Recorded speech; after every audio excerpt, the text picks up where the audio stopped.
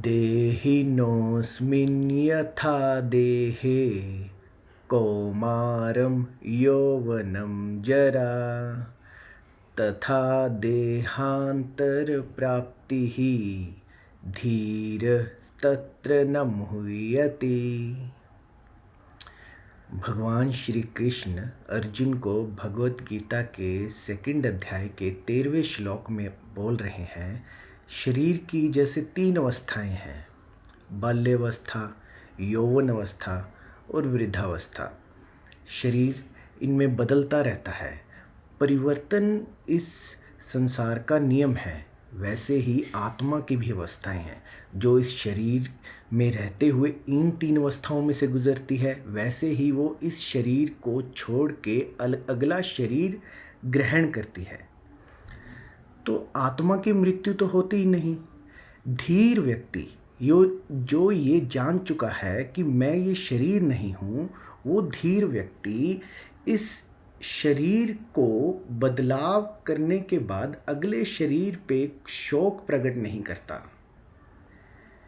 इस शरीर की मृत्यु में आत्मा की मृत्यु नहीं है। आत्मा इस शरीर के बाद भी है और फिर अगले एक्सप्रेशन में अगले किसी शरीर में धारण कर लेती है। और धीर व्यक्ति जो ये जानता है कि शरीर अलग है और मेरा होना अलग है, वो इस शारीरिक मृत्यु में शोक प्रकट नहीं करता। आत्मा जैसे शरीर कपड़े बदलता है, वैसे ही आत्मा शरीर बदलती है। बदलाव इस सृष्टि का नियम है। हर पल में बदलाव है। हाँ, हमें कुछ बदलाव दिखाई नहीं देते। बड़े बड़े बदलाव समय में रहते हमें दिख जाते हैं, लेकिन हर क्षण बदल रहा है। हम हर क्षण और एज्ड हो रहे हैं और पिछले क्षण में जा नहीं सकते। हर क्षण बदलाव है। तो ये नियम वो अर्जुन को बता रही हैं। इसमें एक बहुत ही महत्वपूर्ण बात है कि हमारे होने को भगवान श्री कृष्ण आत्मा शब्द दे रहे हैं कि तुम्हारा जो होना है वो आत्मा है, जो इस शरीर में अभी मौजूद है। इस शरीर की मृत्यु के बाद वो अगले शरीर को धारण कर लेगी।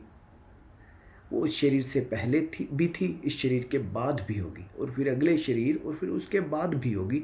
आत्मा है, उसमें कुछ भी बदलाव नहीं है। वो एक सागर का भाग है। वो उस परम भगवान का या फिर उस लाइफ फोर्स का पार्ट है। तो एक ही चीज़ शाश्वत है, वो है तुम्हारा होना। अगर तुम्हारा होना शाश्वत है तो परमात्मा का होना भी तो शाश्वत है ना। दोनों में एक समानता हुई या फिर दोनों एक ही हुए।